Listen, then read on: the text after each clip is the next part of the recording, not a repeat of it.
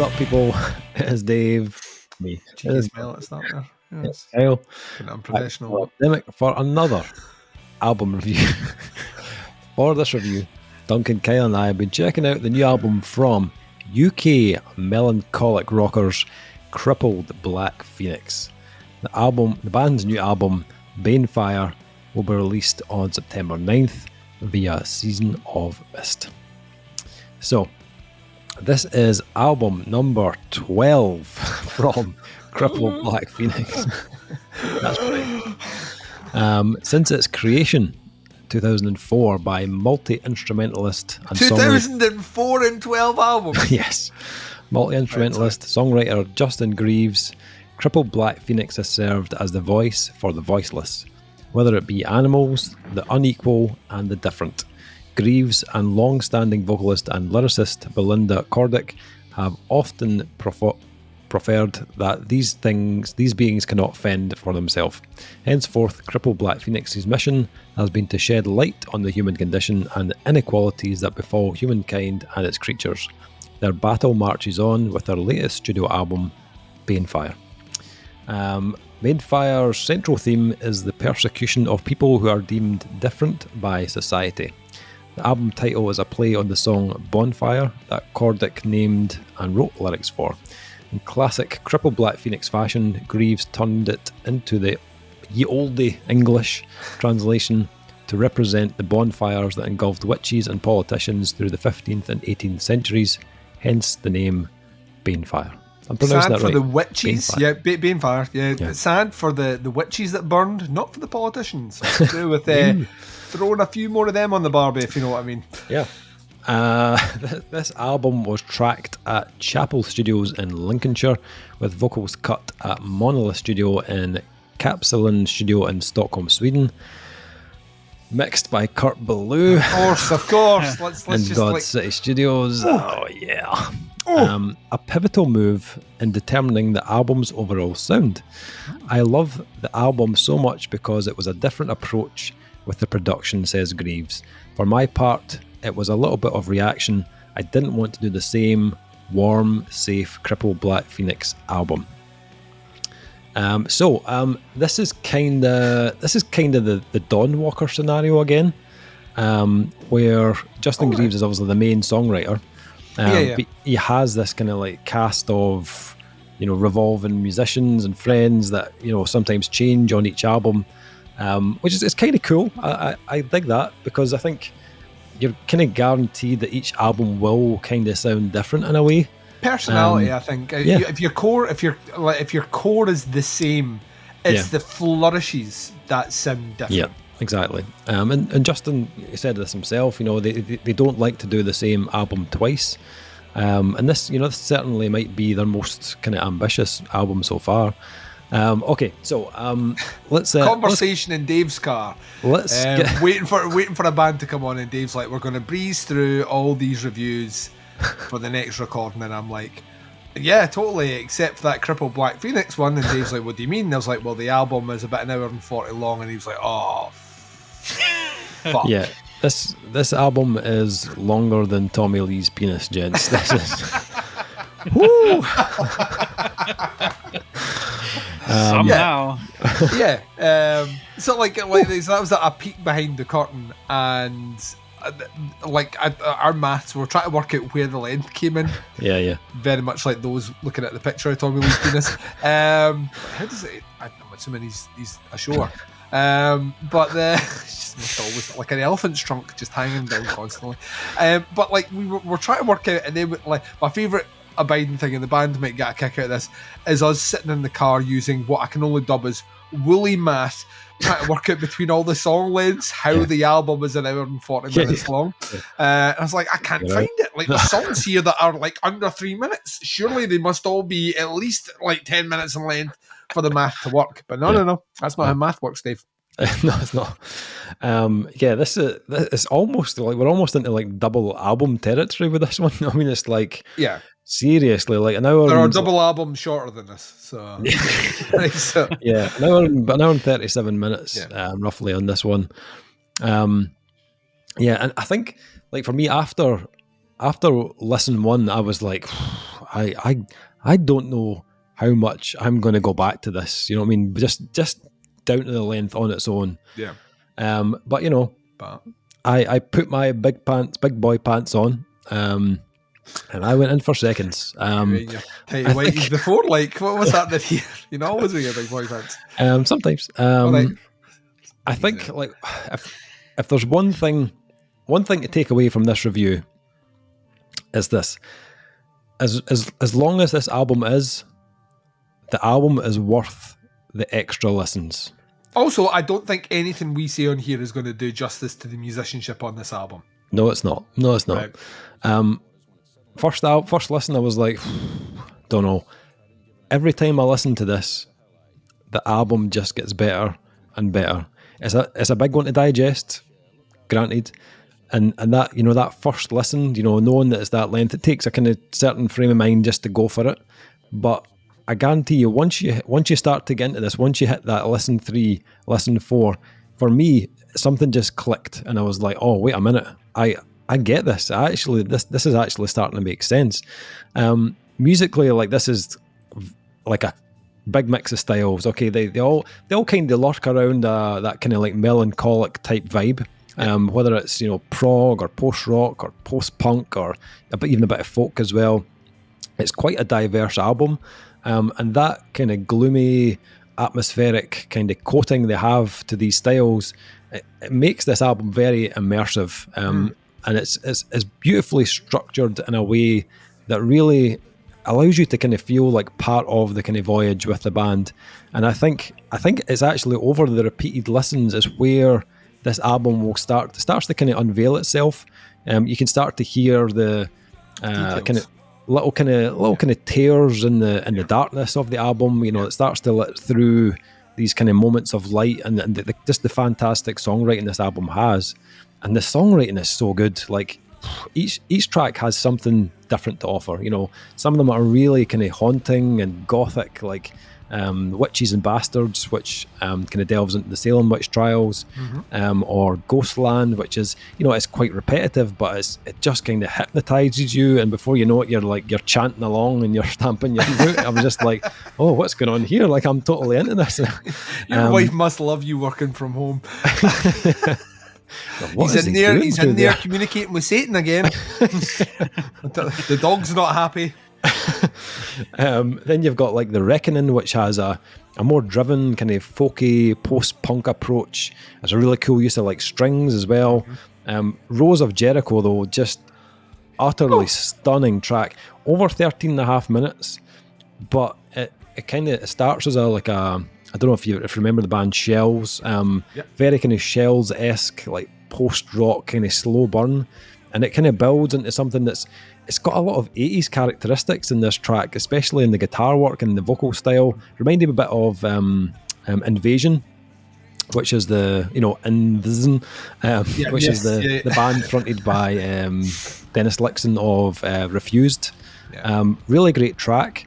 And then you've also got like almost like a kind of like 70s style, like retro synths on like Blackout 77, which is about the New York City blackout in 1977. It's got almost like a movie score kind of feel to it as well at times. But I feel like whatever they kind of turn their hand to, it feels really authentic and really well crafted. Nothing feels like slapdash, like we'll just throw this in and see what happens. Like each track has got a feeling of depth to it. And, you know, there's tracks that have got real feeling to them. And obviously there's multiple members in this band, and one of the features of the album is the kind of multiple vocal styles, and I love that. I love the kind of switch of tone and contrast, you know, the male and female vocals. I think it helps give a lot of these tracks the distinction between them. And I think, like, as you start to go through the album, it's a long album. If you feel like you're like just starting to kind of fade towards the end of the album, in comes the closing track, No Regret, which is, it kind of just jolts you back to life, to be honest. Like it's one of the tracks that sounds pretty different to the rest. It's far more aggressive. It's got a more like almost a kind of like blackened kind of hardcore punk kind of tone.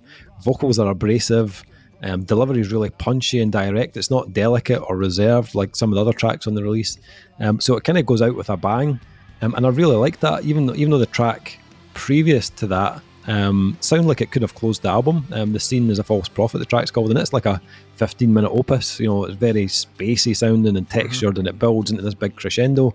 And it sounds like that could have been the end of the album, but No Regrets kind of wades in right at the end and just gives you it raw as fuck for the last track in the album. And when I was listening to that, I was like, this is kind of funny, because this last track is an absolute Kurt Ballou style track. Like this is the type of track you'd expect on an album that's been produced by him. Like it's very like textured and dark and raw sounding. Like I was like, this sounds like Kurt Ballou over the back. I thoroughly enjoyed this album, and every time I listened to it, I liked it more and more. It's a little bit intimidating at first, when you look at that hour 40, you're like, but after multiple listens, although you obviously need to put a bit of time aside to listen to the full thing, it wasn't as much of an issue as I first thought. The first listen, I was like, I don't know how many times I'm going to listen to this, but every time I heard it, I was like, I kind of want to listen to that again. I didn't listen to it like on loop or anything like that. That would just be fucking crazy. But I did feel like I'd listened to that, a few other albums, and I'd want to go back to it again later. And I just found myself enjoying it even more on every spin. It's dynamic, it's varied, it's got a ton of character, and it's executed very, very well. It's a mammoth, but this is really well done. I really enjoyed this album from Crippled Black Phoenix. What about you guys? Kyle, what did you think? I don't know, man. On paper, this should work for me like all the way through. I loved the production. I loved the musicianship. I loved the songwriting, but I don't know, on repeat listens, it just didn't click for me. Oh, really?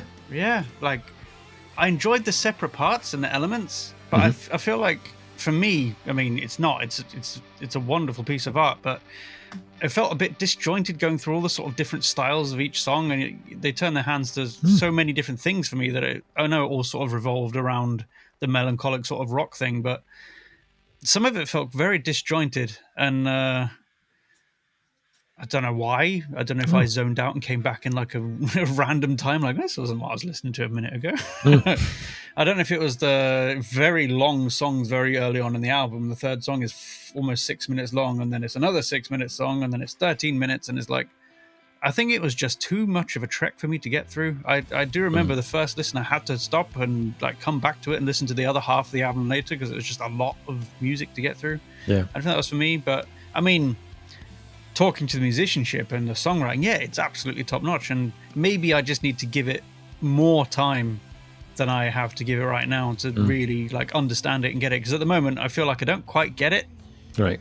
It just feels like a long drawn out album with clearly has something to say, but I'm just not getting it. I'm not understanding it, and I'm not enjoying it because of that. I feel like I was put off by the intro as well. Every time I listen to it, it's almost 3 minutes, and it's just somebody wailing into a microphone. Honestly, there's some like distortion and clipping on the voice, which sounds like it wasn't recorded very well.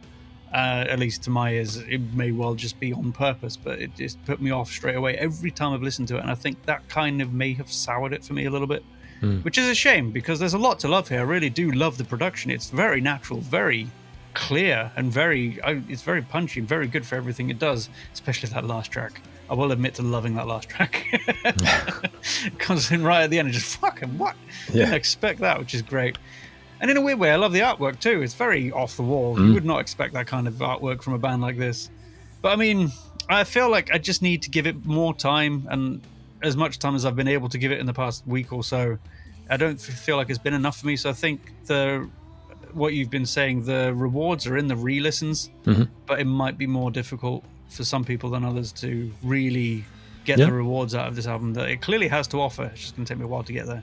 So like it, but need to give it more time. Okay. Duncan? As once great band said, you had a little time and you had a little fun, didn't ya? Didn't ya? Yes, I did. I'm gonna disagree almost fundamentally with everything Kyle has just said, except the bits that he really liked. I'm gonna double down on those, but I'm gonna expand on the stuff that. So the thing is, and we have to. It's not even the elephant in the room. I think all three of us have addressed it. The length of the album it's not just an imposing thing. Like, you will happily sit down and watch a movie. Like, the average movie length now is 1 hour and 45 minutes. So it's not as if people don't have the time to commit to something, but I think it's the concentration and not effort, but the concentration you have to put in to fully get everything out on the first couple of listens until you've acclimated to the sound of Crippled Black Phoenix is the hurdle. Yeah. Now, once you get past that hurdle, you're fine. Like, you're fine. I think a minimum 2 listens is required here. I have done 4 listens now, and even on my 4th listen, I was still picking out elements that I was like, that's just really smart. And I kept coming back to this as an album that sounds as organically grounded. It's a very, very, very smart album. Like, musically speaking, it is peppered with nuance all the way right through. Just small attentions to detail. And the longer songs specifically, where it is so easy to overlook slight change of a note, different placement of a chord, that just adds character and elements that, you know, just makes the album like almost like if you're a musician, it's a different level of reward, but as a casual listener who doesn't know anything about music, you will feel yourself like, oh right, like I don't know why I feel that way when I'm listening to this bit, and it's because of the nuance they add. We spoke about this once again a couple of nights ago when me and Dave were off feeling each other up in a car.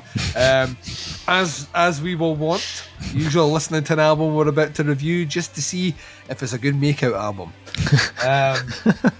Not a lot of them are.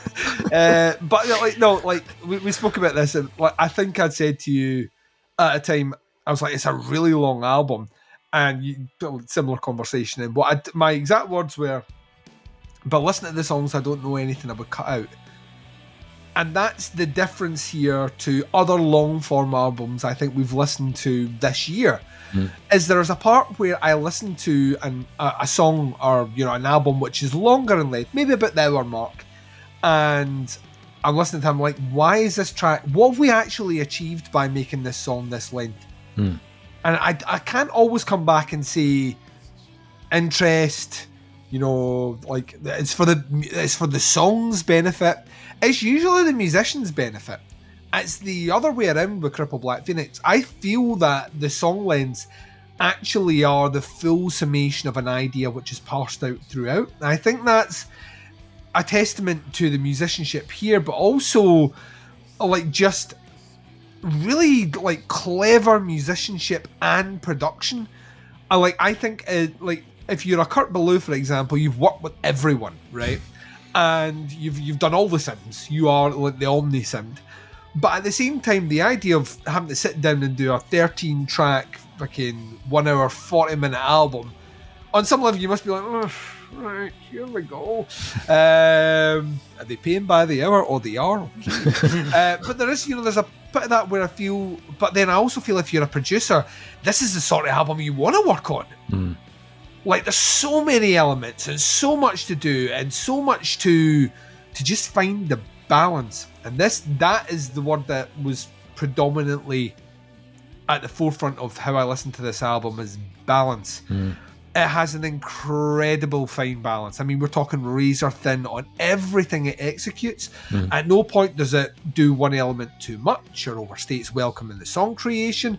There's not one instrument too far. There's not one instrument too less. It's like the sound is full all the way through it without ever really repeating the same thing from track to track. Yeah.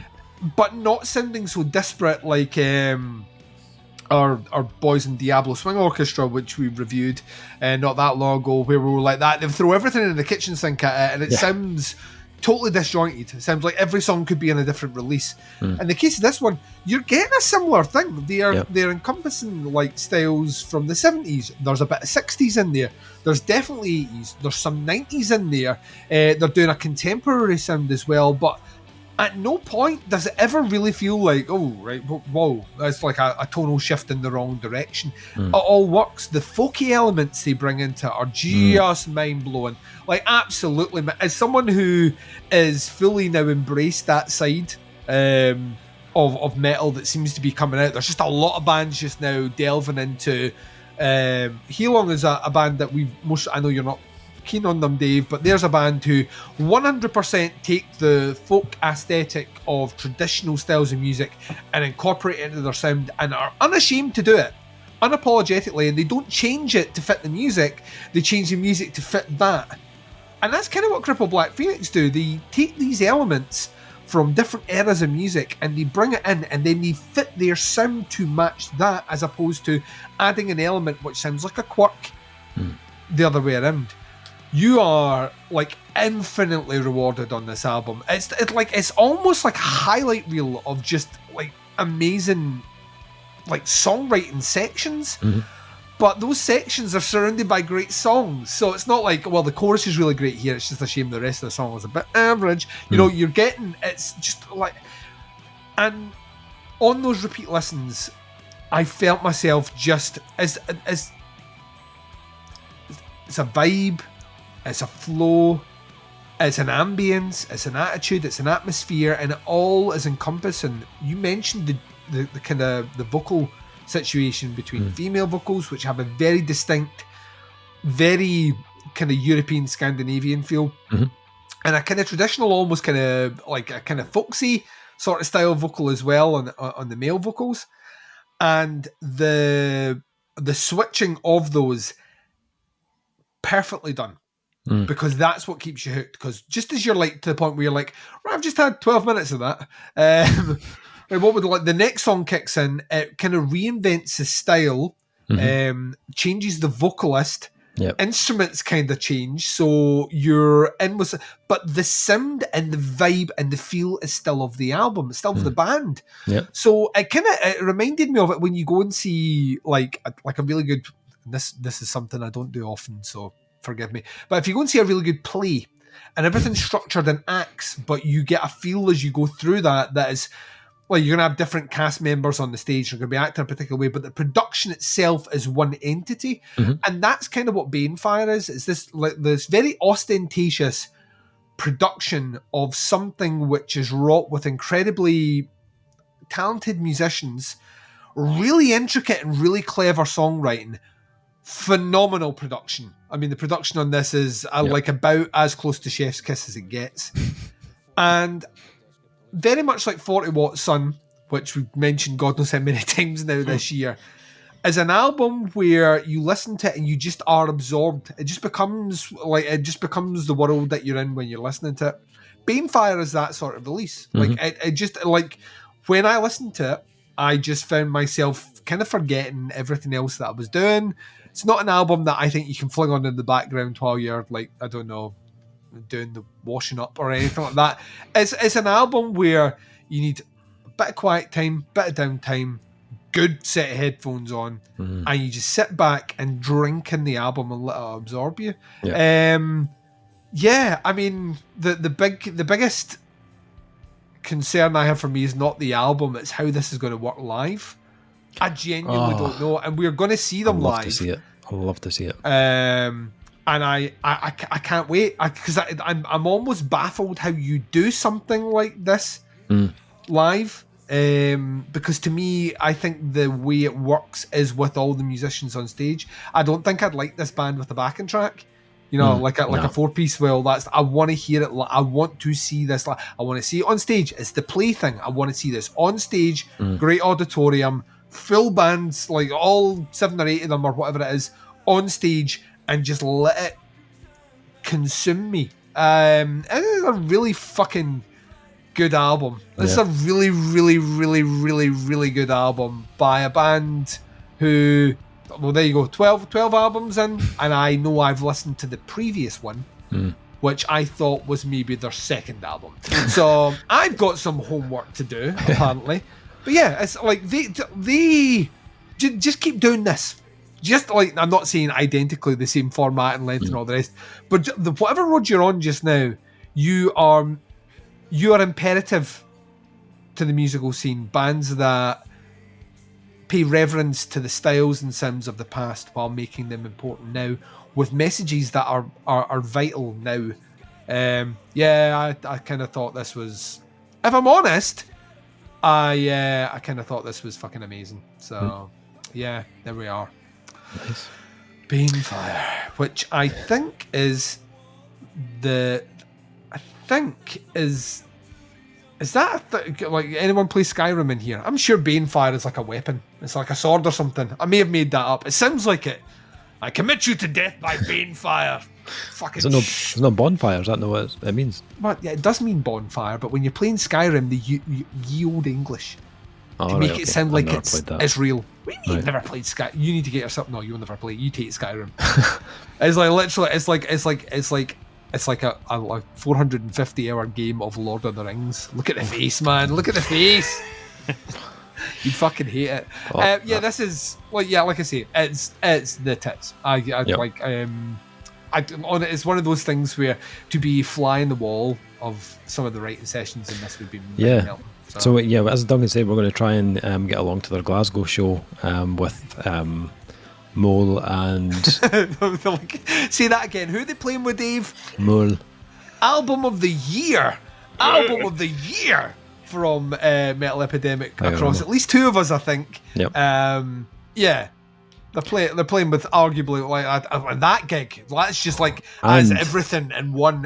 And Impure Wilhelmina. That's right, Impure Wilhelmina. Remember them? Amazing. They're fucking amazing as well. Like we're going to be crying. You're aware of that? We will need to take tissues with us, and not for the reason we usually take tissues in the car with us, Dave, because listen to albums and shit. Okay. I honestly feel there are certain tracks of those bands where the note sale hit will put fucking shivers up my spine. Yeah. Oh. Yeah. Yeah. Love it. Love it. Okay, Crippled Black Phoenix, Banefyre. So ratings for this one. I feel like every time I listen to this, my score goes up. A first listen, I was like, yeah, I quite like that, but my God, that was long. And then every listen I've had since, I'm like, oh, I like that better, and now I like that a bit more better, and now I'm like, oh, I actually really like this. At the moment, I'm sitting at a 4.5. I think it's change that by the end of the year. There's a possibility. I've only had maybe 5 listens to this, and I think with more listens, it could possibly go up. But at the moment, I'm sitting at 4.5. Really, really good album. Definitely give this a chance. It's one of those albums that does require 2 or 3 listens just to get a feel for things, but it's so worth it. Absolutely worth it. Kyle, what are you thinking? Man, this is hard. Because I'm not opposed to long albums. 2 out of 5. Fuck this band. They're not deathcore. I can't do that. I'm not opposed to long albums. I mean, The Fragile is about as long as this, and that's one of my favourite albums ever. But I feel like, for me, that was easier for me to get into, because it spoke to me on a different level. So, but there's parts of this that I really like, and the parts I do like, I really like them. And I think I'm definitely going to end up giving it more time before the year's out. So I feel like it would be harsh of me to score anything less than a 4, because it is really good. It's just I haven't been able to give it the time I need to give it. Yeah. So if I give it anything less than that, I'd be being a bit of a dick, to be honest. So I don't know. It's difficult. I'm going to say 4 because it's got some fantastic stuff in it, and it's just me personally need to give it more time. So yeah. Okay. 4 out of 5. Duncan. I had a little time to think it over. I had a little time to work it out. I had a little time to give it 5 out of 5, which is what it is, and Dave will join me at the end of the year. It's a 5-star album. Wow. This is impeccable, like front to back. I can imagine I would probably get up there by the end of the year. Get up! I'm not get on up. Give it a 5. Stay on the scene, you sex machine. I think the thing is, it is a rewarding re-listen album. Dave is right there. That time does feel like an hour and a half. I could be listening to 4 other albums. Yes, you could be listening to 4 other inferior albums to make up that time if you want. Or you can listen to one great album, which is 5. Yeah, this is unobjectively, absolutely, fucking unapologetically awesome. So nice. Crippled Black Phoenix, Banefyre, September 9th. Drops on Season of Mist Records. Links below to the band, to their Bandcamp. Check this one out. Definitely requires your attention. Give it a listen. Let us know what you think. Comment below. let us know your thoughts. That is the review. Thank you for checking it out. Much appreciated. We'll be back with another review very soon. But until then, take care. Speak to you soon. Bye, wait a second. 5. Bye, everyone. Bye. Bye.